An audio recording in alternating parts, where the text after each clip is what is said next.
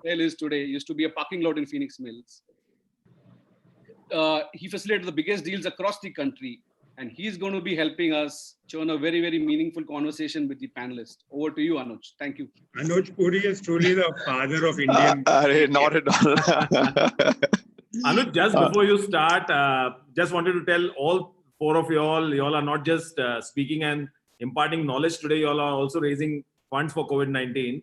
And all webinars from now on will also be raising money for this noble cause. And whatever it will be, all of us can do, we will keep doing. So just to share this with all of you all are not just enlightening people, you all are also raising funds for COVID-19. Anuj, that's very nice, Dharmesh. 1 minute, Anuj, before that, I'm so sorry. Dharmesh, can you just inform the eminent panelists and our people that, what work CREDAI-MCHI has done for... No, it will be worthwhile. Or at the end of the webinar, you can once again be... Yeah. Anuj, well, over to you. Yeah, thank you very much. Thanks, Preetham, for that very kind flowing introduction and setting up the context so beautifully. I also must thank Dharmesh to have put together this panel because I can tell you is that I haven't really seen Atul come on a panel. So, Dharmesh has done a fantastic job to bring in Ajay, Atul, Nagesh. I mean, my favorite three panelists. On the retail, and retail, Preetham, as you rightly said, is my mind may be somewhere else, but my heart still is in retail, and I really enjoy. So I'm really looking forward to the next 60 or 75 minutes of debate. So thanks to MCHI CREDAI for putting this entire panel and seminar together. Nagesh, if I can come to you first. In 2008 and 9 global financial crisis happened. We had a similar issue in retail, where I remember, Atul, at that time, we're leasing the Palladium at that stage, and we got a little bit stuck at that stage. Do you think this one is very different to what we had witnessed in 2009? Yes, Anuj, and thank you, CREDAI, for inviting me here. I think the big difference between then and now is at that time it was only a financial crisis and the businesses were continuing. Whereas this time it's a financial crisis, health crisis, and the businesses are not continuing. That time, the brands which were existing, Shoppers that time was existing for many, many years. And I remember PVR. All of us actually survived because of a relationship with our customers. And what we had done for the customers over our earlier period. I think to me that came in very, very handy. The loyalty programs came in very, very handy. And everybody was only struggling to say when the customer comes in, can you get more customers? And the customers who are coming in, can we get more out of their pocket? I think today it is very, very different. Today it is not only different from the fact that we have to get more customers and get more from the pocket. The question is we'll have to change our environment to actually suit. And we are talking of us being in the physical business, and physical business to change the environment, change the layout, okay, with an uncertainty of as to how many customers will come and who will come is a totally, totally new challenge. That's from the business point of view. From the consumer point of view, I'm looking at a very, very different change coming in the youngsters of between up to 25. I'm seeing 25 to 45 very different, and the 45 to 65 another different. So you're having three sets of consumers. So suddenly we will have to redefine our TG, and we have to also redefine as to how the TG is going to behave. And all this is basically guesswork. I don't know any one of us are an expert, or we can put our hands and say this is what will happen. We're all guesstimating out of past experience, but this is a totally, totally new experience. Got it. I understand that, and thanks for that comment. Atul, two questions that Nagesh really touched on. One is the customer. Last time at least there was a customer. How do we bring the confidence of the customer back? That's one. And the second is, as a mall owner, Atul, we've seen the malls shut down for the first time, and they shut down even before the lockdown happened. And perhaps after the lockdown is lifted, they'll be amongst the last assets to open up. And even when they open up, we're going to talk further that how is that going to happen. So two questions. One is, how do you bring back the confidence of the customer? And the second is, would you say is that this asset class is amongst the worst hit, perhaps more than many of the other asset classes in real estate? Hi, everyone. Thank you for having me on this chat and CHI. So I think this, for us at least, this is a little bit of history repeating itself, because we were in 2008 building 5 very large malls, and at current we are building 7 very large malls. And so obviously it's a little bit scary. I'm building a mall called Mall of Asia, which is a 2 million square foot, 2.5 million square foot mall in Bangalore. So I mean, it's scary to even conceive how the future will look. So to take the questions that Anuj asked specifically, but I want to speak a little more generally. My individual view on this is the first we look back at the Great Depression, 1930. Franklin D. Roosevelt said a very important line: the only thing to fear is fear itself. And I think we've entered into that fear zone where we are so scared that we've lost all rational thinking. For me as an individual, I believe, and I'm an eternal optimist, I believe that come July, everything will be back to normal. I believe the customer will come naturally and normally. And I believe we will suddenly find the growth engine moving in the way it used to. That said, what are the steps we intend to take when malls reopen? We intend to, basically, we have decided that we will have restricted hours, 12:30 to 8:30 p.m. So 8-hour shift off peak, so that the staff can enter the mall off peak. We will have temperature check. So we have to create the awareness of hygiene, safety, first and foremost. So face mask mandatory, sanitization of hand mandatory, sanitization of whole mall constantly, social distancing. So 50% operative F&B outlets, 50% operative cinemas, alternate seats. So the typical, so you'll have, so with all the basic and bare minimum safe, I mean the top highest standard and the bare minimum customer entry into the mall, to give the comfort and confidence to the customer. I think that's the number 1 point. And the number 2 point, we are going to have a massive PR machinery. So I'm actually going to split the team into 2 teams. One team which purely looks after the ops, and the other team which the safety ops and those kind of things, and the other team which looks at how to create the right environment, because you can't have events and other things. So you have to create a right conducive environment to get the shopper back. Long answer, but that's my, did I miss one of your questions? No, not at all. Not at all. You actually combined both of them together, and rightfully you said is that, once we bring in the spirit, the customer will start to come in. And I'd like to say one more thing, Anuj. In 2009, I remember sitting with my leasing team thinking, how are we going to lease 1,200 shops after 2008 when everyone was devastated? And all we had to do was, I started to come to office at 7 in the morning and do a 2-hour leasing review every day of 2009 with the team. And everything went 7 to 9 was my leasing review, and then 9 onwards, the team did their work. Everything went back to normal. And at that time, we thought this is the end. So I'm very confident it's going to play out in just the same way. That is very encouraging. Absolutely phenomenal. Atul, brings out a huge amount of positivity in all of us and all the viewers who are on the screen.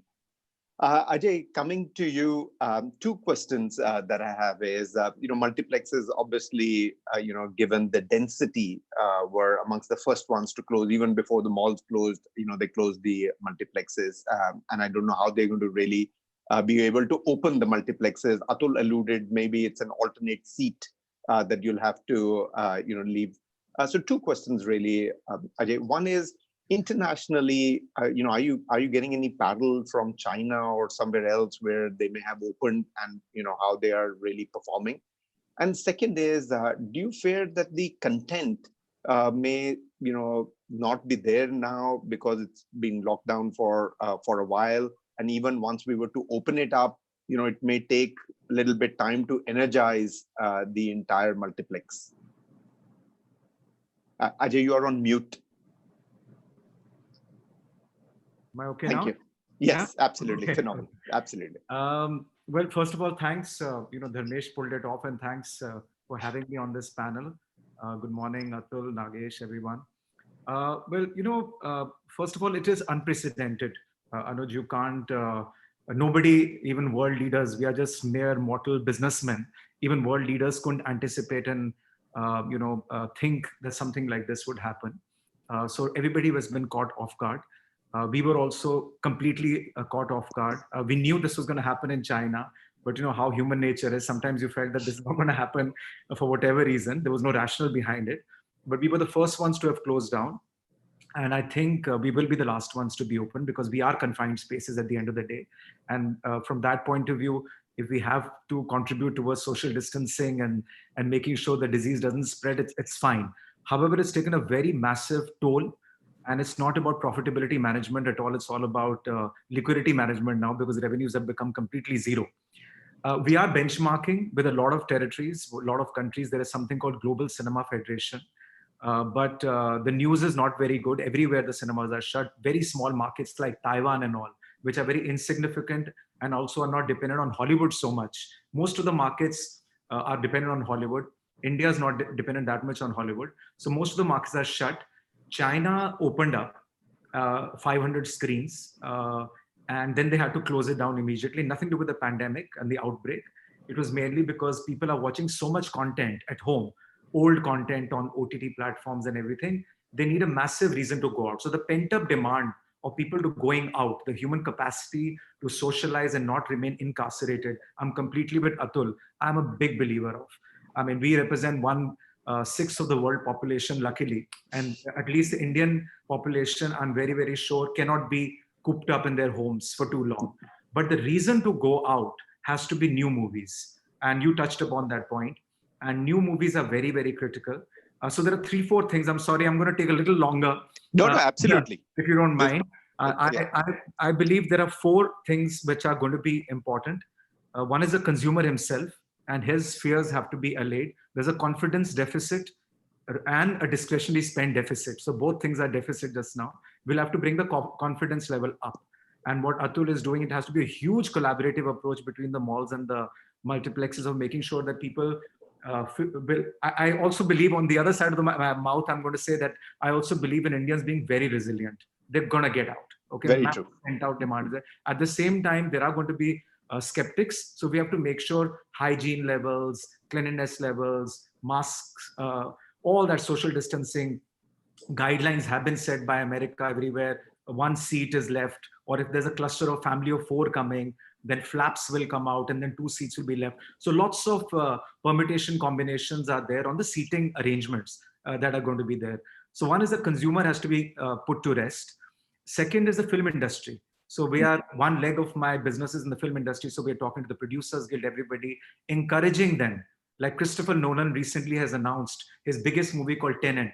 And he's saying regardless of social distancing norms, strict guidelines where capacities of cinemas and malls is going to be reduced, I'm still going to go ahead and have a very big opening of Tenet, which is one of the biggest movies.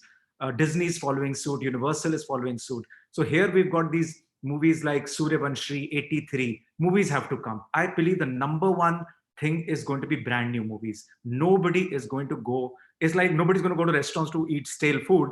Nobody's going to come and watch old movies, okay? So that's second thing we need. I also spoke about discretionary spend deficit. Therefore, we'll need to do something about the ticket prices, definitely, for which we are talking to the government. So that's the fourth or the third element that we need is the government support. Extremely important, again, benchmarked, Anuj, with everybody. I'm absolutely fascinated by the kind of support UK has given. I had a chat with View Cinema, Tim Richards, yesterday. He's in 9 territories. Can you believe it? The entire 9,000 or 10,000 people who are working there, all 80% of the remuneration is getting subsidized by 9 different European governments. So furloughs are being given. Furloughs, yes. And it's incredible. So he's very happy. He said, my people are there. Doesn't matter what occupancies I'll open to, but at least my 9,000 people will be there. GST deferment, VAT has been deferred over there. Singapore has come and understood there's a partnership between mall operators and retailers. We are one. The fight is not amongst us. The fight is against a virus. Fight is not among, everybody has to be together. And they have also come out with solutions where the retail industry doesn't, or the real estate industry doesn't get affected, and the tenants don't get affected. And therefore, they've come out with some solutions like that. So I think these four things, just to summarize: consumer confidence, film industry, mall and retailer, massive collaboration to work out something. Everybody had to understand each other's pain points, and government. If these four things happen, human beings getting out, not a problem at all. I think Indians are absolutely fearless. They're going to come out. The kids are going to come out. Beautifully said, Ajay. Both Atul and you, that we are resilient. There is positivity. And it is very true is that, we're really bundled in our homes and we're itching to go out now. And we're social animals. By nature, we're social animals in there. Nagesh, I'm just going to change the gears a little bit. Two questions. The pain last time, Atul said this is as well, in 2009. It was largely borne by two communities, which was retailers and mall developers, and we moved on. It does appear, and I just said this as well, that the pain may not be, possible to just bear with these two stakeholders. There may have to be other stakeholders, i.e. the government, to come in. What do you think can be done with third as a stakeholder? Ajay said there's a few things in there, because I also agree that, the pain is perhaps a lot larger than saying, let's just agree between the two of us how we're going to do the rent. I think this is much beyond that. Second question is, Nagesh, a little tricky, maybe a little sensitive question as well. Is that, is the retailers' balance sheet so fragile that, they were not able to bear, some this pain, or is it that the pain is so deep that they really need the support coming through? So, Anuj, let me start with your first question, where you said real estate retail, and the third leg is government. But I think the third leg or the first leg of this is the consumer, yeah, and the fourth leg probably is the government. Okay, it's important for us to understand that until unless we give two tools to the consumer, rest of us can keep talking, nothing is going to happen. First is they have to have the mood. Okay, they have to feel good about it. Even if you feel good about it, your wife should allow you to go out, which is not easy. It's very easy for us to talk on this forum, but the realities are very, very different. And if you happen to be more than 60, then you're also going to be called senior citizen, and there'll be another new challenge for you. Okay, so that's the first. The second is the money is in the hand. Yeah, this whole COVID has actually taught us two lessons. One lesson is that we don't require as much we thought we required. Okay, that's the first thing that we have learned. And second is, this is also making us as a humanity very inclusive, which means we are now also going to be concerned with the community and the society at large that we have next to each other. Yeah, so we require the kind of boost to the morale, and we require money in the hands of the consumers. Yeah. Once I think this happens and the consumption side builds up, automatically the supply side will work very, very hard on this. And there I think the need for government to come forward is very important. If you look at yesterday's results of all the 30 countries, and if you look at the 30 countries talking about the kind of dose they have given across, okay, I think we stand the lowest as 0.8% of GDP. Yeah. We are hearing from a prime minister. I think the country and the prime minister and the government has done a fantastic job in terms of containment. Yeah. But I think this is also the time when there has to be some announcement to say, because don't forget, there's a lot of fear and anxiety. And the fear and anxiety is not only in the minds of the consumers and the Indian citizens, but also businessmen, small, medium, and large. So that also has to come out. Otherwise, you can say I'm very positive and everything, but the reality is कि boss थोड़ा problem है और ज़्यादा problem है. So in that situation, I think the supply chain has to be looked at, and each of the supply chain we'll have to fund. So if you ask me, there are basically two large problems, okay, and the government has to address this. There are no options. One is, as a country, we can't afford unemployment and job losses. We're very, very clear, especially the ones who are earning less than 50,000 or less than 100,000 rupees a month. Okay, that's very, very important. The second is the liquidity part of it. Without liquidity, it will not happen. And also, let's not see, when we say India is a developing country, what does it mean? Which means that all of us are positive, all of us want growth. And when you want growth, what do? You take all your equity and put it into the future. You take all your debt and put it into the future, and everything is future.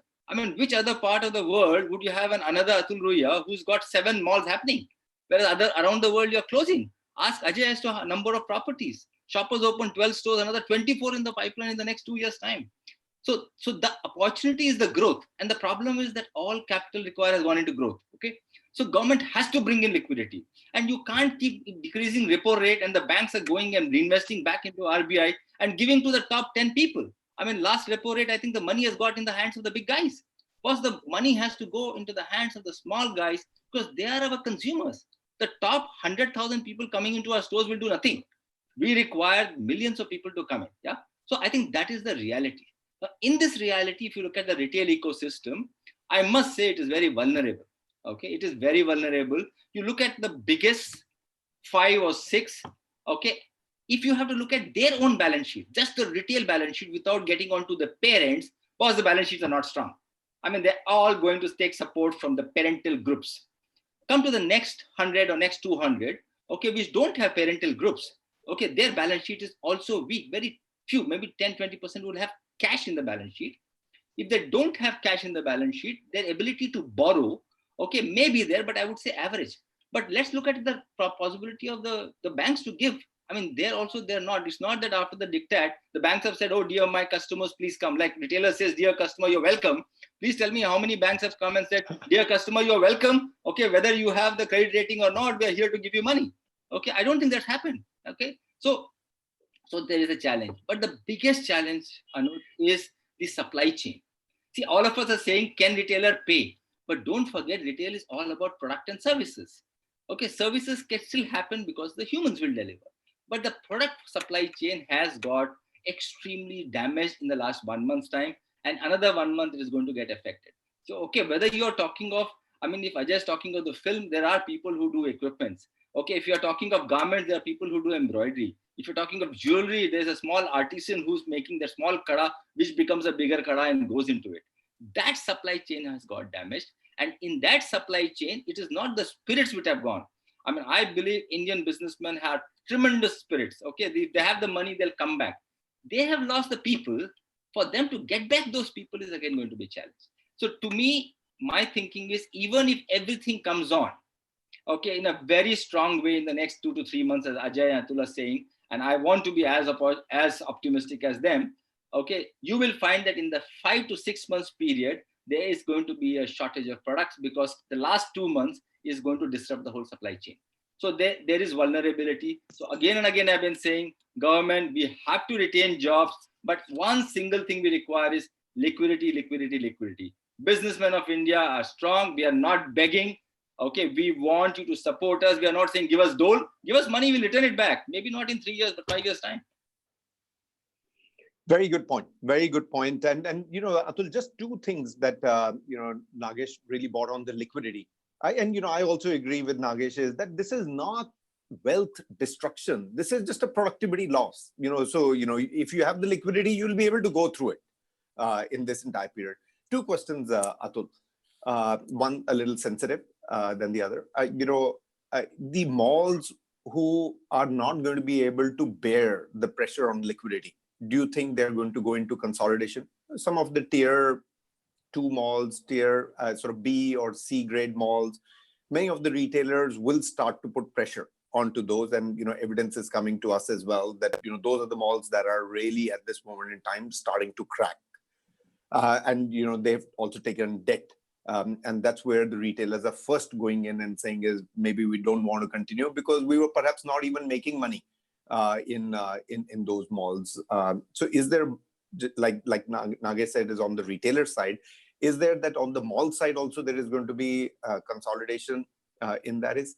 And the second is, Atul, inevitably at some stage there will be a dialogue that will start to close between the retailer or the occupier and the mall owner on what are you going to do with the rent, not only during the lockdown period, but even perhaps later.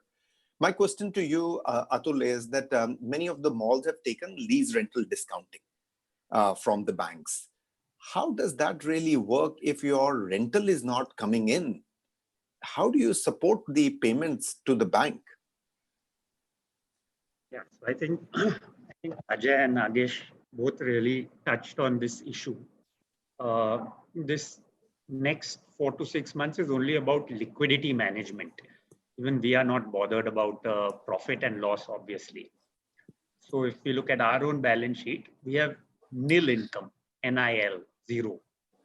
And of course, your expenses are pretty much as a shopping mall, your expenses are hardly, the only thing you're saving is utility, which is a very negligible part of your overall cost. So really speaking, I believe there's almost no mall that's not in a lease rent discounting kind of scenario.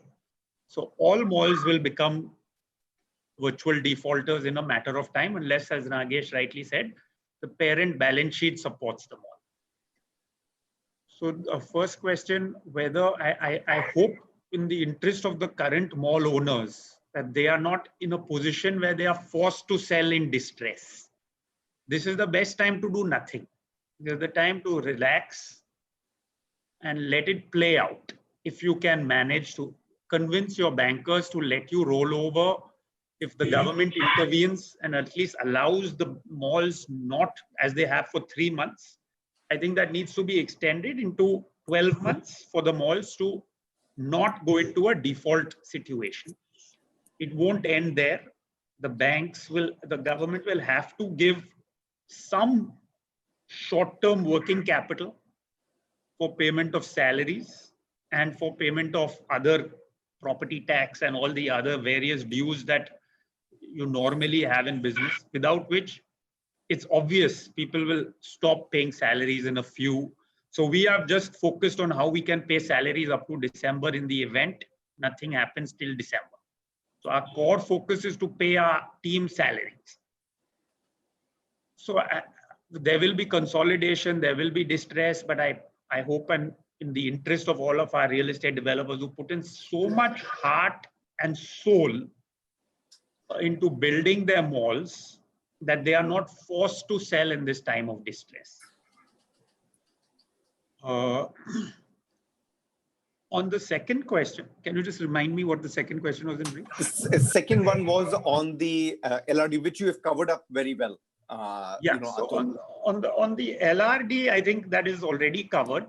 But I think, yeah, your second question was on this retailer, the sensitive question on the retailer relationship with the developer and the LRD. So I think I'm always inclined, frankly, I have never read my legal agreement, nor is it in my intention to read the legal agreement. That said, of course, all malls will claim that their contracts don't cause rents are still payable, etc. However, what is going to play out of all this is a basic fundamental concept of reasonableness. We have to be reasonable with each other. Mall has to be reasonable with the tenant, tenant has to be reasonable with the mall, government and bank has to be reasonable with the mall. If we all follow a concept of reasonableness, I feel we'll be absolutely fine. Each entity will decide what is reasonable in their paradigm in which they are operating. If the banks give me an interest moratorium, I have no reason to ask for a rent. Very frankly, simple answer. So once we get to some reasonableness in this whole thing, things will settle. We are not raising invoices for the month of April as an organization, but we are saying that we will discuss this and take a collective call closer to the opening time, or at least we'll give you moratorium at the very least, because we have got a moratorium. So that's our kind of position on the sensitive topic. Very nice, beautiful. I mean, I love that word reasonableness, and I'm going to Ajay come to you because if on the scale of 0 to 100, I mean the pain on the multiplex operators is really 100, and it's not only multiplex operators; it's also F&B, it's also the food courts, the restaurants, and you earlier said is that maybe we'll have to have some social distancing, and that creates, I don't know how does that business profitability goes in that. Is on the reasonableness, Ajay, I just want to understand, how do you define that reasonableness with a mall owner? What is that reasonableness? I think, first of all, the moment the lockdown opens, I'm going to get a tattoo put with reasonableness written on my right hand. Left. It's a great word. And I think it's a fabulous approach. There's no other choice. I mean, that's what one needs to do. As I said, the fight is not amongst each other. We are collaborative. We are joined at the hip. Yes, we've invested a lot of money. It's always been a partnership. And if there is a pain point that is there with the developer, it needs to be understood. We need to find a solution together. If there's a pain point on our side that our revenues also became completely zero suddenly, and it's going to take a lot of time because we are a very, very confined space, and social distancing is going to be very difficult no matter what we do. And as you said, the mindset of the consumer is going to be negative still. So it's going to be a slow burn. I did, in my first answer, I did show optimism, and I continue to show optimism. But there are caveats to that. I mean, there is a atrophy of the business that is going to happen. It's going to be a slow burn, and it's going to take some time before everything gets resuscitated. And that is a time we'll have to find a solution. So I was with Vikram Kirloskar on another panel 2 days ago, and he divided the issue into two parts. One was when the medicine comes. That means if you go to the hospital, at least there's a medicine that cures you. You're not going to die. So that's one part, which is going to bring some level of confidence. Very true. And the second one is when the vaccine comes, which is going to take longer. So he felt that that actually that's how businesses have to look at their outlooks. When we open up, number one, medicine comes, and second phase is when the vaccine comes. Of course, that's very simplistically put. Of course, the other things that Nagesh spoke about, supply chains coming, in my case, movies coming back, also the consumer confidence coming up, wives letting you go, mothers letting you go, all that sort of stuff. So there's a lot of boxes that need to get ticked. But the reason why Atul and I are optimistic, because I believe those boxes will get ticked eventually. It will not happen overnight. It's going to take time. We are not in the technology space or pharma space or various other, on Amazon type space, which is clearly benefiting. We are in a very, very consumer interfacing business. It's going to take time, but it's going to happen. And that's the time we need to be collaborative, and we need to be reasonable. Brilliant approach that Atul has taken. I hope everybody, 180 odd developers that we've got across the country, they also take that approach. Life will be simpler. Otherwise, I'll also have a beard maybe much longer than Dharmesh. But it is fantastic. I'm so encouraged. Yeah, I'm going to be asking a few questions, so be aware. Really, really encouraged. Nagesh, on one of the panel discussions, we were having between the mall owners and developers, and it was not as mature as what we are having with Atul and Ajay. And both of them are largely very positive, and I've known both these gentlemen for over 2 decades personally. And whilst the mall owner felt is that I had a Kohinoor as my mall, and the retailer said is, I agree, it's a Kohinoor, but until the lights in my store don't switch on, your Kohinoor doesn't shine. It is. It is a collaborative effort. 2 questions, Nagesh. You're the founder of TRRAIN, which runs a beautiful organization with so many retailers, so many informal and formal members who have joined. What we are discovering is that many of the middle-aged guys, like me, are getting used to on this e-commerce, thingy. That do you think that going forward, we may just become very used to doing this one and perhaps not go as much out shopping as we were doing? Yes, Anuj. What is likely to happen is, as of today, India is about 2% on so-called e-commerce online, and maybe the other part of the world is between 10 to 20%. I think we are going to catapult into a larger percentage very fast. it is not just about we becoming like the Amazon or the Flipkarts or the shoppers and the big bazaars and the Reliance starts doing online business. I believe technology is suddenly going to make millions of small retailers come online very quickly. If you look at a ShopX, or if you look at Udaan and many other tech companies who have been founded by very deep-pocketed people, they can activate a small kirana or a small apparel store into an online e-commerce company within 24 hours to 48 hours. Now, till now, there was a lot of resistance because these mom and pop stores or smaller stores thought that they don't require it because they're able to serve. Today, they're realizing they wish they had actually gone onto this bandwagon. So you're actually going to see assisted e-commerce coming in a very, very big way, which means the small and medium enterprises will also get on to the so-called online, offline, and a combined model. As far as the larger players are concerned, yes, everybody will have an ambition, but the kind of investment required to do e-commerce is not very small. I mean, you've seen what's happening to the larger players, they're burning a lot of money. So maybe the marketplaces will take bigger prominence. You'll also find a lot of e-commerce companies who only provide the platform. Okay, they will jump on. So yesterday I was talking to somebody, and two of the e-commerce company, one has seen an almost 4 times rush of people wanting to come on platform. Amazon is now offering its services to all retailers and all brands to say, please come on, we'll boot you up in the next 48 hours and you can actually become e-commerce ready. Yeah, so that is going to happen. But honestly, if you look at it in this circumstances, this is not a very inclusive way of doing things, because your offline is still a very large player. Offline is 98% business. Offline has 46 million people working. And therefore, it is important for us to look at the total inclusiveness of the business. But yes, online, e-commerce, shopping from home is going to definitely increase. Also because of what Ajay said and Atul said, I mean, for us to get mall traffic and get the full experience, the food court and the theaters have to be full on. That's okay. Right. As of today, the layouts of the theaters and the food courts have not been designed to do social distancing. The moment you do social distancing, you start working on a 50 to 30% productivity. Okay, so I think this is the time, and I was talking to somebody, I said, please put your architects and engineers to start redesigning a food court when it opens. You know, the same one table shared by 4 is no more going to happen. So there are those kind of new things that are going to come in. But yes, I think there will be behavioral changes and serious behavioral changes.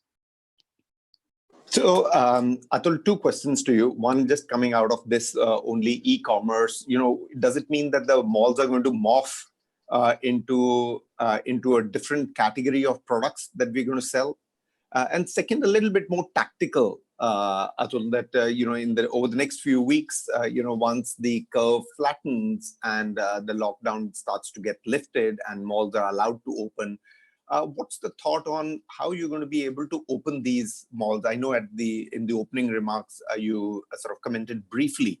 I just want to understand, I'm sure a lot of the developers on this would want to really understand, what's the thought process going? How do you convince the government to say we're going to keep it with social distancing, safety? I don't know whether there's technology that you can bring on board to create that. So 2 things, one is on the e-commerce. I know we've been very successful, but if this e-commerce continues to go up, does it mean that we'll have to morph into something else? And the second is that, say on the 15th of May, Atul, the government says, well, guys, let's open the malls now. What happens? Atul, you're on mute. I had sort of suggested some points that, and this is more a repeat of what I said ahead, but I suggested some points that malls should adopt when they open. And as I said, reduced working hours, off-peak travel, 12:30 to 8:30, mall temperature check, sanitizing, all of the other points, mandatory mask, crowd control, no events, similar to hotels. These are just, I think we can, there's a list, and I hope that the government takes a practical call and puts this out. The thing that the governments need to understand is that, as Nagesh said, there are 46 million people employed. Organized retail basically functions through shopping malls. So just opening mom and pop shop is not the solution. This industry impacts the textile industry, it impacts the footwear industry, it impacts the movie making industry, and it impacts the F&B industry. So this is the This is actually because in India, there was no organized, so to speak, Oxford Street. All of the shopping was actually happening through the mall environment.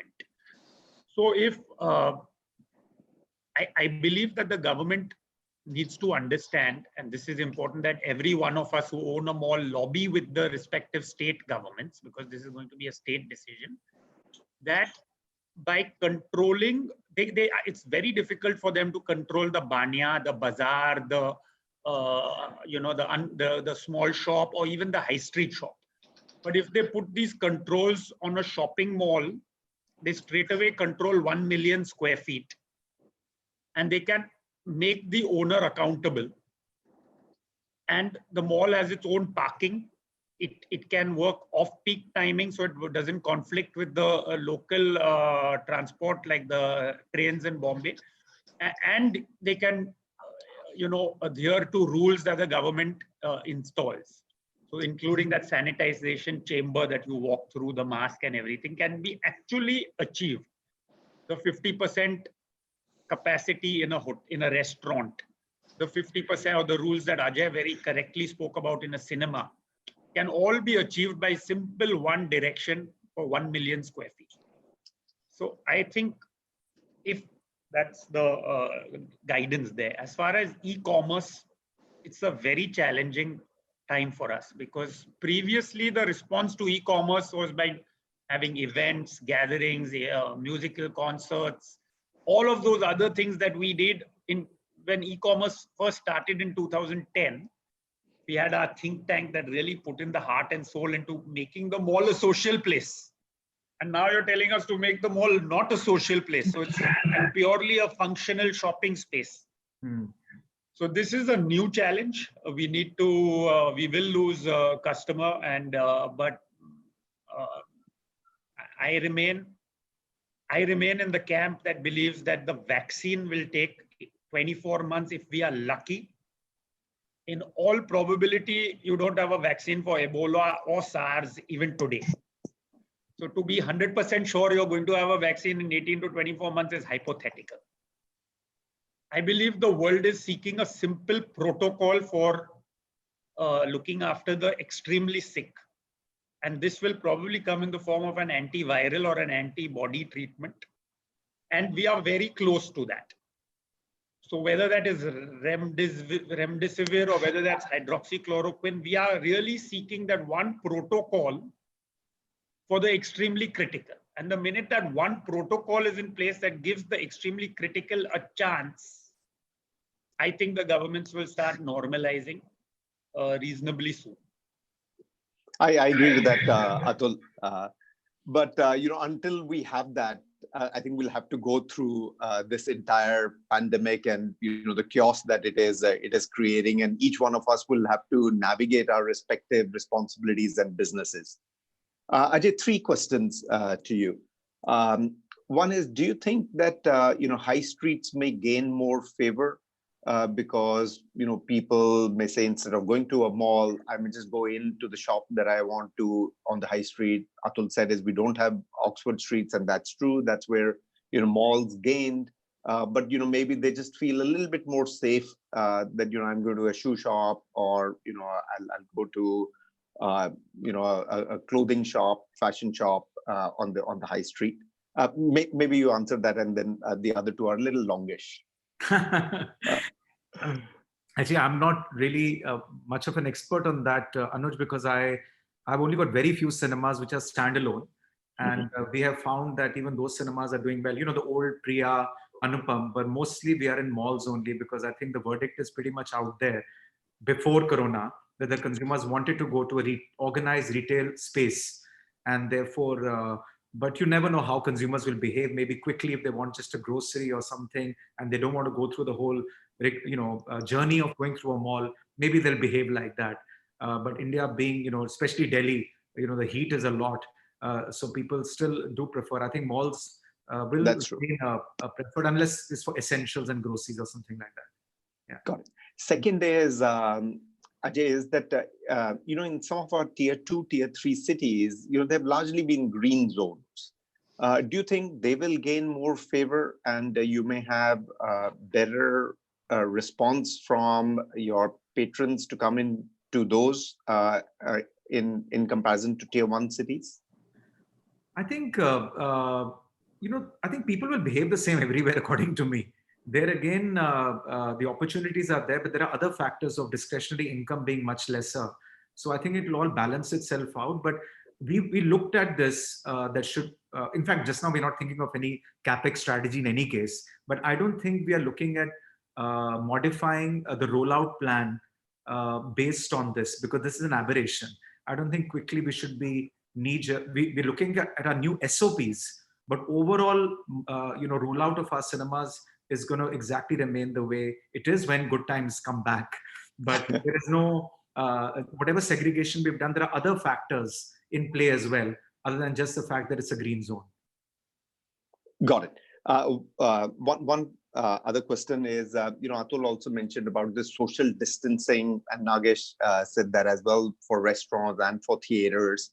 Ajay, how does that make the business case profitable? If there is going to be social distancing and maybe it's alternate seat, maybe there are 2 seats that you have to leave in between. I'm not an expert in understanding on the F&B and restaurant and theaters. Does that help in generating the profits? Well, ironically, perhaps one is better off when in a lockdown situation in our case than when we open up with these social distancing norms, because then the expenditures will increase. When all of a sudden we open and our revenues are going to be not even 10-20% of our normal days. We were getting about 1 million people a month pre-corona on an average. And I think it's not going to be more than 20-30 lakhs. The only regional directors of South, they are the ones who are a little more optimistic because a lot of bunched up movies are there. So right. I think if our capacity gets reduced to 50% or whatever guidelines that are put forward, obviously is going to be a struggle. But we don't have a choice because we want people to come back. If brand new movies are there, we'll need to reimagine the cinema, which is a word which is being used with all retailers just now. Box office definitely is something which won't be needed. Either I'll give it back to Atul everywhere because that real estate we don't need, because people are in any case using the QR codes a lot now all over the world. Japan, South Korea, Taiwan, China, they were always using it. I think that's one thing. In the concession stands, we'll have to have a lot of pre-packed foods. We'll have to do a lot of vending machines. We're already talking to people like Pepsi, Gold Medal, all that. We'll have to reduce cooking and preparing because that will also create a problem. Of course, masks, gloves, creating marks where people are, 6 feet, all that is going to be done anyway. But I think cinema will have to be reimagined for some time till we are able to get back into full occupancy. As Atul said, it's anybody's guess when people's fear factor will get allayed, whether it's a medicine, whether it's a vaccine. Only when things come back to normalcy, the occupancies and the capacities will be fully utilized. Till such time, we'll have to be skeptical and see how it plays out. I have hundreds of questions coming up. I didn't realize it. We're already nearing 12. I hope they're all for Atul and Nagesh. They're actually for all three of you. All three of you. Quickly, I'll ask a few of them, Ajay. Otherwise, Dharmesh is going to debar me from doing any further moderating. Two quick questions. One is they're saying is when do you think the new movies are going to come in? So considering that if the lockdown for the malls was going to open on 15th of May. And the second is, the impact of web series on the multiplexes. Okay, one thing, Anuj, it's not a self-fulfilling prophecy, is that the day cinemas open up, nobody will be watching Netflix for sure. That is true.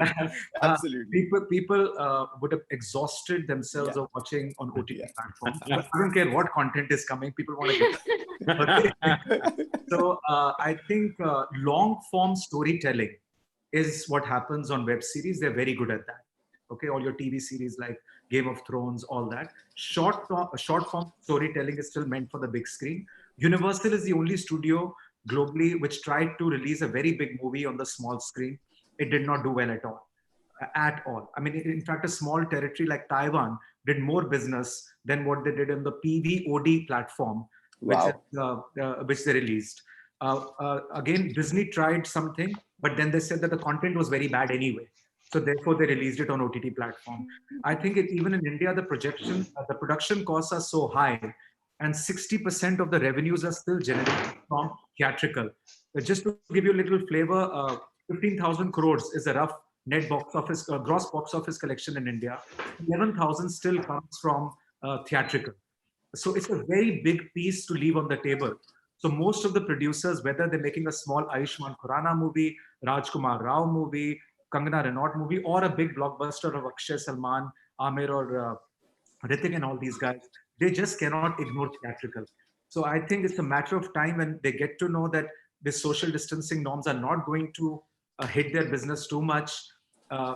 These movies are going to come very soon. I'm looking at first week of June onwards. We're already in advanced talks. The way we are talking to developers, the same way we're talking to the film industry.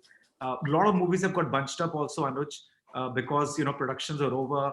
Movie like Suryavanshi, Radhe, 83, a lot of Hollywood films like Bond, Wonder Woman, Maverick, which is Top Gun, and a lot of movies down south. They're all bunched up together, dying to get released. Even these guys can't afford their meter ticking. That's right. They've already made the content. So therefore, I think new movies are going to come by first week of June or mid-June maximum. Beautiful. Atul, two questions to you. Your advice to an upcoming mall developer, and where do you see the rentals when it was like normal rental compared to where they will be now over the next 1 to 2 years? So advice to a upcoming mall owner who's going to be opening the mall now. And second is, where do you see rentals in the next 1 to 2 years? So we were opening our mall in Lucknow called Phoenix Palacio, literally on the 12th of March. Right. And on the 11th of March, I was still hell-bent on opening it, irrespective of everything. It was, and the whole team was there, all the retailers that supported us, we were ready to open. We got correctly nudged not to do that. And so we put it off, especially because right on the same day, we started seeing notifications for Bangalore and Bombay and all to shut down. And these things happened very, very fast. Till the 10th of March, pretty much things were quite normal in India.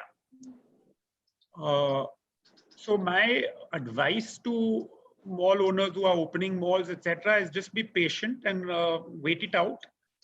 For those who are building malls, my advice would be, as always, don't build without financial closure. So if you have financial closure, go ahead. And if your bank is continuing to support you, go ahead. If you don't have financial closure, it's probably a wise thing to wait. The other important advice would be that once you start building, make sure you complete very fast. So we have cut down the time of building a shopping mall from what used to be 5-6 years to now, I'm going to say 2-3 years. At least as we saw with our Lucknow asset, we opened it in 2 years, 2.5 years. So cut down your time frame, because that's this thing. And otherwise, I think so these are kind of the macro headlines for the mall side. The second one is, Atul, that the question is, with all that you have said is in terms of the sanitization and the precautions, do you think that the CAM charges will significantly increase? CAM charges will certainly not increase. It's all trivial extra expenses. It's another layer. As we have the security after 2008, we'll have the standardized sanitization, etc. I don't believe it's going to make any increase in CAM. I'm almost 100% certain about that. So that's not going to be a major this thing. I think you had also wanted to understand where these rents will be. Yeah. In the next 1 to 2 years. In the next 1 to 2 years. Again, I think that answer is derived from that word reasonableness. We should wait to see how the performance of the stores is. If the store performs at 80%, 90%, 20%, it's no point in forecasting today. The minute we see that reasonableness of the actual performance, you'll automatically arrive upon a reasonable new rent, if you call it that. Got it. Nagesh, two quick questions that have come up. One is, do you feel that the existing stores, existing retailers will focus on making their existing stores more profitable and not look at expansion? And second is, when the malls open up, which stores do you think will come back to normal sooner than the others? So, I mean, if somebody has money, then you have to make your existing store work, because existing stores already had a customer footfall and you don't have to spend marketing money to get in. If you're opening a new store in a new city, in a new location, then if you can hold it on, it is better. That's one. Second is, let's also not forget that the fresh spring summer 20 merchandise was in the stores and it's already become stale by 60 days, close to 45 to 60 days. So I would always say that do that. Second is, you may also have a depressed staff situation in terms of numbers. So I would not suggest to spread. Let 3 or 6 months go ahead before you open a new store. But there will be some situations where you're already committed to new stores, the mall is opening, you can't be the only one closed out, you may have already put stocks in this. I think there you have to go down and, like Atul said, using the theory of reasonableness, I think you have to actually go and open it up. That I think is important, Anuj. What And was which stores will do better than the others when the mall opens up? Which category of stores? This question will be from 2 points. First will be depending on what brand and which brand it is, because this is the time when the relationship makes a lot of difference. So Anuj, if after all this, if you're called for dinner to 2 friends' house, you will go to that friend's house whom you have known to be really keeping things in good shape and sanitized. Okay, you're not going to venture into a new friend's house without knowing how the house is. Yeah. So I think people who have spent energy on keeping the brand right and the brand relationships are the ones going, irrespective of what it is, because the demand is going to be there all across. May not be a surged demand that will happen. If you're talking of the category, to me, the category that will go first will be beauty. Because I think locked in situation of 45 to 60 days, from men to do the beard trimming to doing some darkening of hairs, and women will require all kind of treatments. And it's also good for you. You feel good about going out and changing yourself and looking better. That's the first category which will happen. Second will be a lot of basic goods. Okay, and if there are family functions and weddings and things like that, the numbers will be smaller, but that's the time when people would like to dress up. See, because you have to also feel good about yourself, because before you say that I'll make the world better. So I think these are the 3 categories which will work. Wonderful. Quick one, Atul. I know I'll try and wrap it up in the next 7-8 minutes. The question is that, do you think that the product mix in a mall will change after this pandemic? Yes, I think we are going to find some new categories. I think we were earlier moving a lot more towards creating the open plan in our malls, and as we all know, we were seeing a lot of social interactive office spaces and community living. So community spaces was the theme. I think the world is going to move a little away from that. So while we were kind of adding as an anchor to our malls, we were adding community living, community offices. I think that category we'll rethink. In the broader construct, in the pre-e-commerce and the post-e-commerce, the pre-COVID and post-COVID, I don't think the macro mall mix is going to change too much. I agree with that, Atul. I think there will be, on the community spaces, there will be some change, but I don't think so the macro product mix will change. Ajay, 2 quick things, and this is perhaps a specific, I don't know who's, whether it's a retailer or mall developer who's asking, how are you going to pay the rents after the lockdown, over the next 3, 6, 9, and 12 months? So the identity of who's asking the question can't be disclosed?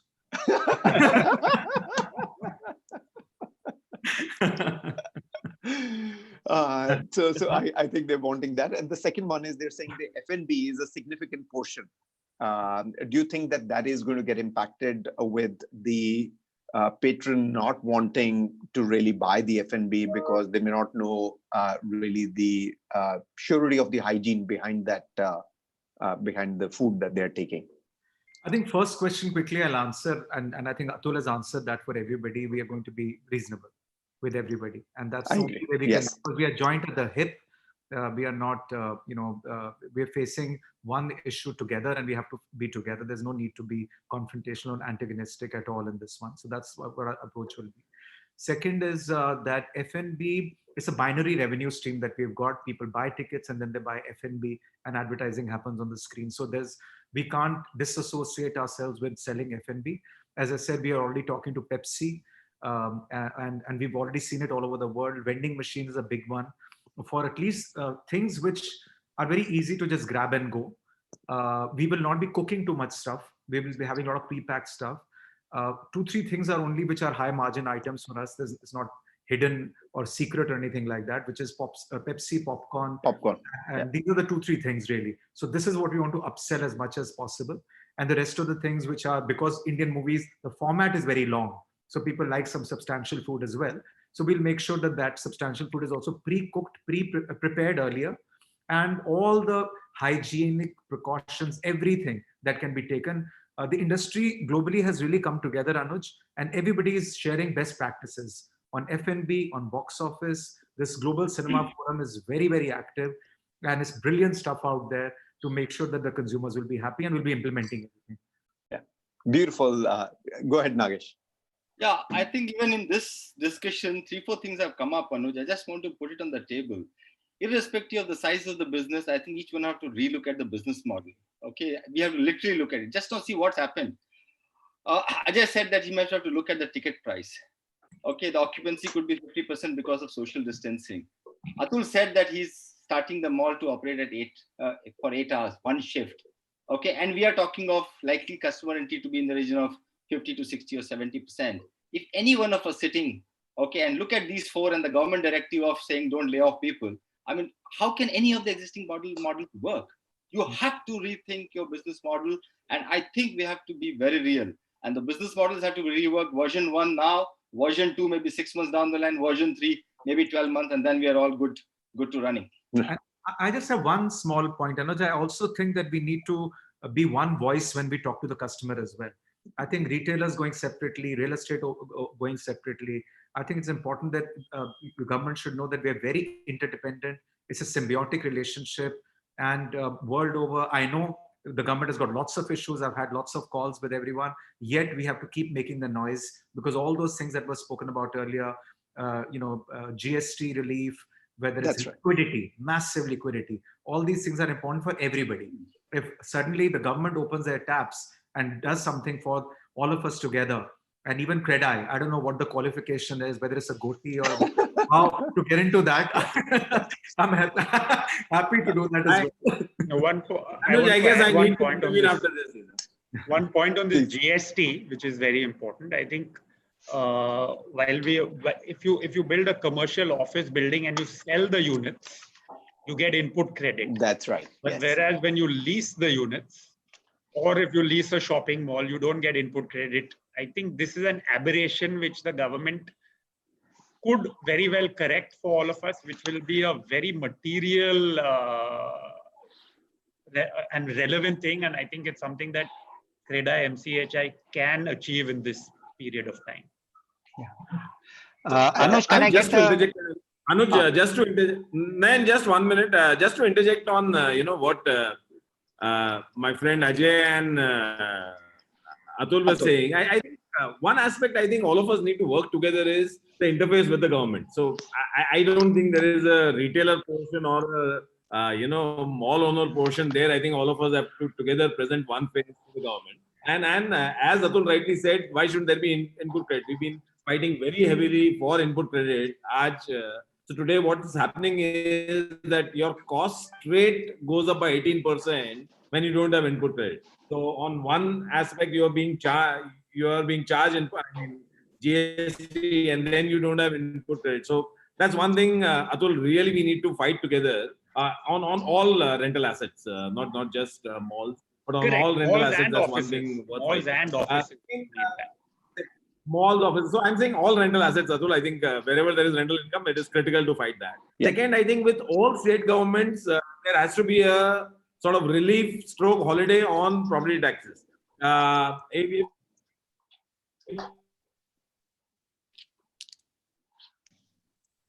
Sorry, Dharmesh, we seem to have lost your voice. Dharmesh, I think the connectivity is not.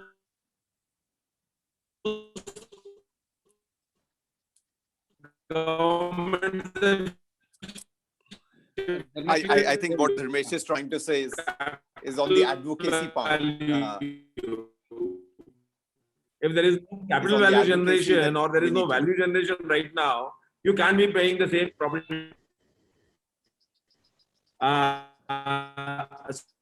So the second thing, Anuj, what I was mentioning is, yeah, hear me? No? Okay. Anuj, you can continue. Dharmesh, maybe if you switch off your video, then we'll be able to hear you better. Right. Can you hear me? So guys, I'll just summarize it. I don't want to. And then, Anuj, by you and Dharmesh can take it forward. Anuj, then thereafter, I wanted just a couple of minutes of what I have listed out 7 things that CREDAI-MCHI could do. So whenever you feel like give me an opportunity, I want to inform all the 3 panelists because great ideas have come to me.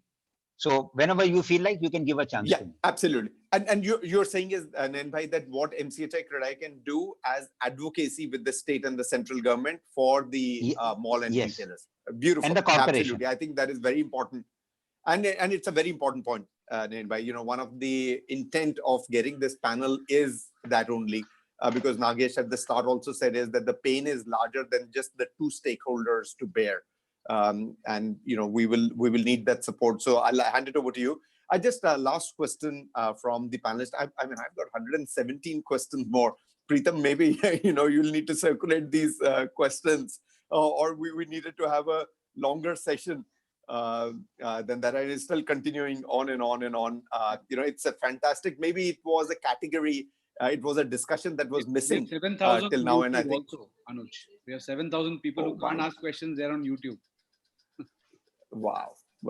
So I think, it may be a session that may require, another opportunity to put it up.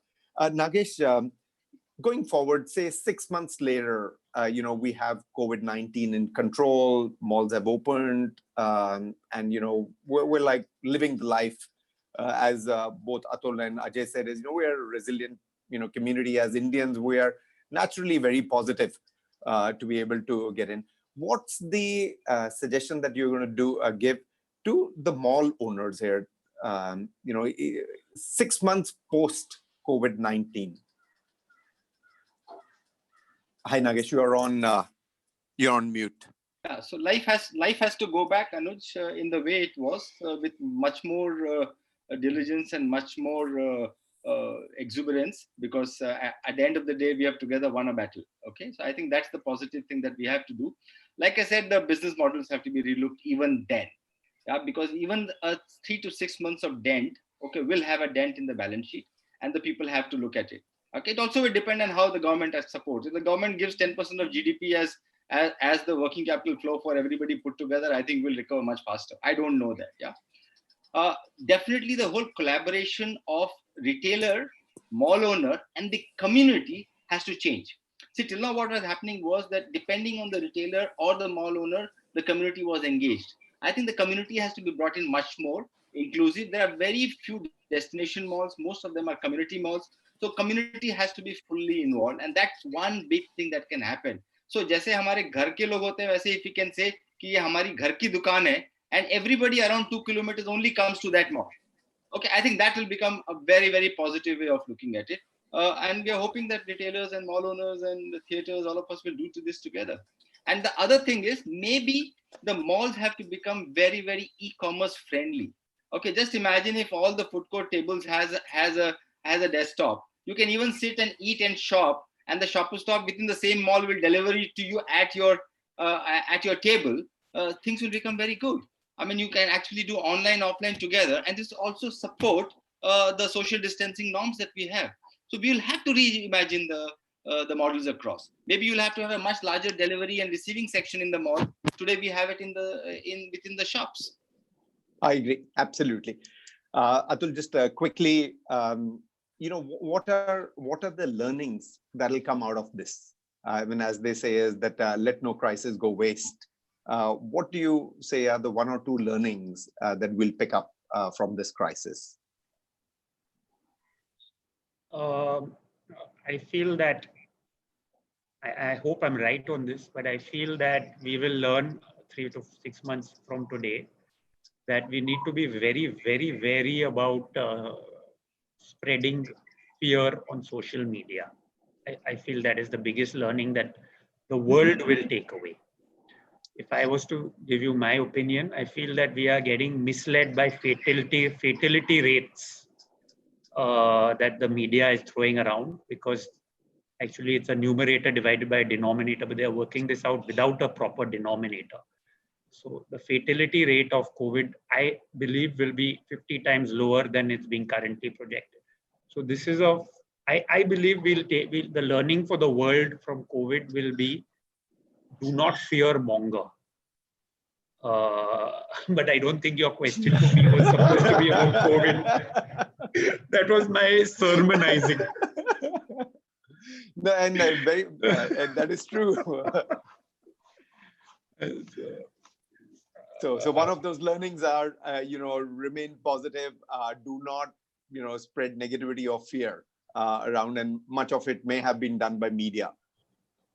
The other, of course, key learning will be that we have to all control our leverage and always think about these unexpected events, which we don't factor for in our day-to-day life and our business life. I think we, as a nation, we are always all in, and we should be a little more conservative. We should, the retailer and the mall owner should have more equity and less debt. And I think the other learning is that our interest rates need to, I think we have to, I think this is a big one. I think the government needs to the RBI and the government needs to really, the paradigm shift has to be the interest rates under which we operate. I think post-COVID, we have to have a complete new paradigm of interest. We have to move towards a Western interest concept. The interest rates are at least 2.5%, 3%, maybe 4% lower than we've been operating under. I think without that, we are going to grapple in India to solve this. Very well said. Ajay, finally to you, what are the, say, 2 positives that we're going to see on the other side of the tunnel? So what are the 2 positives that are going to come out of this? See, first of all, as I said at the beginning, that nobody can, plan for something like this. You can plan for your volatility in your business. That 4 weeks, the movies will not come good or something will happen, I think, but nobody can plan. Having said that, hindsight is 2020. One of the things is, of course, as Atul said, that you should keep, you should have a very heavily leveraged balance sheet. You should try to make sure that you remain healthy. It's like a human being has to remain healthy. I think your business should also try and remain healthy, so you remain resilient. The business remains resilient, you yourself remain resilient. And I think writing was on the wall on technology front. I think even before this, if you look at the youngsters, that's the biggest consumer base, at least movies are 1, 2, 3, 4. They were still not very bothered about, they stuck to their phones. They didn't want to have interaction even then. And even now they're not. So I think we should not get scared of technology. We should work with technology, as Nagesh also said. And I think that's something that we've not been doing. And we should remain very, very nimble. I think even the number of people that one eats and everything, you carry this, flab, so to speak. And you need to be lean as well. And you need to be flexible. And there's so many lessons that will come out of this. And post-COVID will be a different world altogether. I mean, I've had a fascinating discussion. Preetham, I'm going to hand it over to you, and then you can perhaps give it to Benita or to Nain Bhai. But I'll just say is, there are 4 things that I picked up today. One is Atul, reasonableness. I mean, that's a super word in these circumstances. I spoke with a very large retailer yesterday, and in the court of law, that retailer, not on the rental part, won a decision, and it was by the courts, Atul, it was based on this word reasonableness in there. So everybody is going to be looking at that. Second is, collaboration. Both Ajay, you and Nagesh mentioned that is, right from the community, which, Nagesh, you articulated well, to the occupier, who's the retailer, to the landlord, the mall owner, and to the government. I think all will have to really collaborate. And third one is, the business models will change. And, all of us will really need to be flexible, leverage, certainly will need to be lower. And as Ajay finally said, is that, you don't really need to have that fat. You have to be as fit as Ajay. I think that is the mantra for your businesses, as flexible as Ajay, to make sure that if you have to have similar circumstances going forward, then your businesses are really fighting fit. So with that, I hand it over, Preetham, to you. Yeah. Before I hand over to Nayan for his points, I hope that the revenge shopping concept that we heard from the McKinsey webinar also happens in India, and we are back with a bang very soon. Nayan, over to you before we have a vote of thanks. Yeah. So thank you, Ajay ji, Nagesh, and Atul, and Anuj. I was just thinking as what CREDAI-MCHI could do to ensure that the vibrancy of retail continues, because you are a very, very important part of the real estate industry. So to begin with, first, Preetham, can we make them our members of CREDAI-MCHI? Point number one. And I have 6 things in which I feel CREDAI-MCHI could do something for the whole retail industry. Number one, Atul, can I get a proper representation from you regarding the input tax credit on the GST with data as to how, what's your capital cost, what's the leasing, and ultimately, when a mall happens, the kind of purchasing that happens, and whatever the government may apparently feel that they are losing in the ITC, they get 100 times more than what, as and when the mall happens. So a proper data, point number one. We will take this up with CREDAI National. We'll take this up with NAREDCO, and we will see to it that this happens. Point number one. Point number two. Regarding the property taxes, I think what we can represent to the corporation is that if today, say the Phoenix Mall at Lower Parel is paying 100 rupees as a property tax, they must collect only 33 rupees as of now, because to begin with, the falls are going to be reduced by 50%. Second, even after the reduced fall, you will have to increase the entrances, the movement passages, your additional staircases, and stuff like that. So the net usable, lettable area is going to reduce. So how can we represent with a drawing that the property taxes need to be 1/3 of what they are today? So that's point number two. Point number three, for all the future malls that are happening in MMR or in Maharashtra, the unified DCPR, in fact, is about to be done. And even there is likely to be a change in the Mumbai DCPR, where we can make a 1 million square feet design or a 500,000 square feet design, Atul, and we can earmark areas which are basically non-lettable, which are only from the angle of passages, lobbies, staircases, and hence request the government to, in a way, increase the FSI, so that what you pay for the fungible FSI or the premium FSI, so your capital cost will dramatically come down. And once your capital cost automatically come down, your LUC, your property taxes, everything cascades, and they also change. So that's point number three. Point number four, I am sure if I was Mr. Atul Ruia or Nagesh or Ajay Bijli, I would think that I have to retrofit all the things that I have right now. And in this period of retrofitting, my mall or my space will be closed. So for that period of 4 months, 6 months, how can I represent to the corporation or to the state government to say that you should not levy me the property taxes because it is not put to a commercial use? See, the mall may have a working license, but a large part of the mall is shut.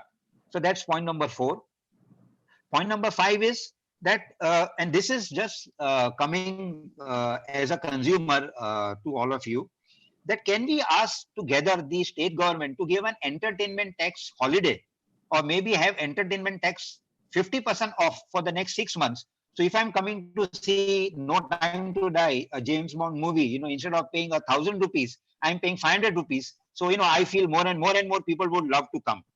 And the last thing that I have to suggest is, and this is from my own point of view, that is it possible for you guys to make a film, short films of different types, where you show to us that how I and my wife and my children, uh, despite having social distances, can come and enjoy in your malls, So which are the ways in which, because abhi to kaisa lagta hai ki I won't be able to hold the hand of my wife and walk with her, kind of that way. Or so how some kind of short films, that make us feel, okay, how do I adjust to the new normal? So these are my points to all of you. Nayan bhai, your points are absolutely fantastic and bang on the mark. I'll certainly send you those couple of representations you spoke about. And of course, I want to just say one more thing, that this COVID-19 is a terrible, terrifying disease. So please, I don't mean to trivialize what this disease is at all with my positive comments. It is a totally terrifying disease, and we have to all stay well, stay safe, stay strong above all else. So I just wanted to get that sentiment across as well.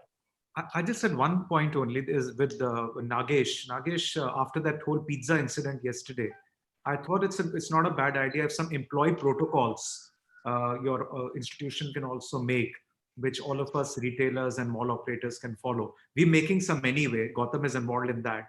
But I think the employee protocols will also then help in giving confidence to the consumers that whoever is there in the cinemas, in the mall, in the restaurants, in the retail outlets, they've all been checked and they're all sort of following a certain process. Just another tick in the box to bring that consumer confidence back. Absolutely. In fact, RAI has just released a full safety protocol for the total industry.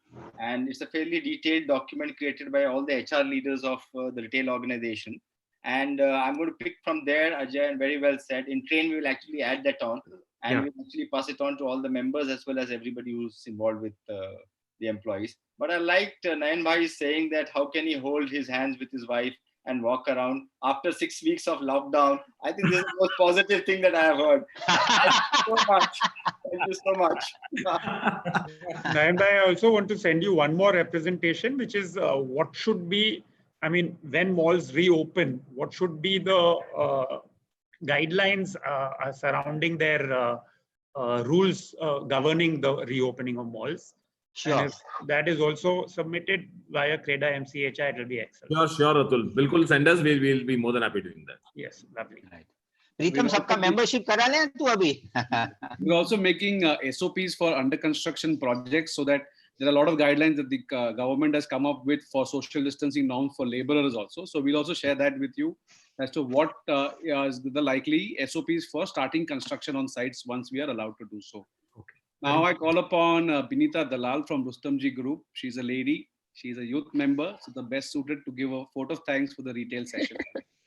Thank you so much, Pritam, and thank you all the panelists, right from Mr. Ruia, Mr. Ajay, Mr. Nagesh. I think best parts about this is that we, as a fraternity, are coming together and we are working on this entire pandemic jointly. It is very heartfelt to see the kind of readiness that all of you all have, both in terms of going an extra mile to think of how you guys will restart your entire businesses, as well as in terms of the safety that is needed for everyone that comes into malls. I think, Anuj, you've been fabulous. I think every seminar that we see where you are there and you're moderating it, it's been a learning experience in terms of the entire way that you conduct it. And thank you for the most amazing questions and conducting it in the best way possible. I won't repeat what you already said, which is that reasonableness, practicality is what everyone is looking at in terms of coming together and fighting this pandemic. So thank you so much. And one last thank you to all our sponsors. It's good to see that in times like this, there are people coming forward to fight this pandemic with us and have gracefully come forward and sponsored these webinars. Deceuninck and Godavari Paints, thank you so much. It's absolutely amazing to have you guys be there with us. Everything that is coming in from this seminar is going to be donated towards the COVID fight that MCHI has taken up. Thank you, everyone, including all the participants who have joined us. We have about 1,900 plus people on the Zoom session, as well as 7,000 plus on Facebook. Thank you for logging in every day. It means a lot to have you guys with us. Thank you very much. Thank you. Thanks. you. How popular you guys are. Tomorrow we have a webinar with Thank Mr. you, all Vallabh of you. Bansali at 11. We will put out the details for everyone. Tomorrow at 11 is Mr. Vallabh Bansali. Please log in again as always. Thank you so much. Yeah. Namaskar. Thank you very much. Thank you, Thanks. thank you, guys. Thank you, everyone. Thanks, Thanks. Thanks. Thank you. Bye. Bye.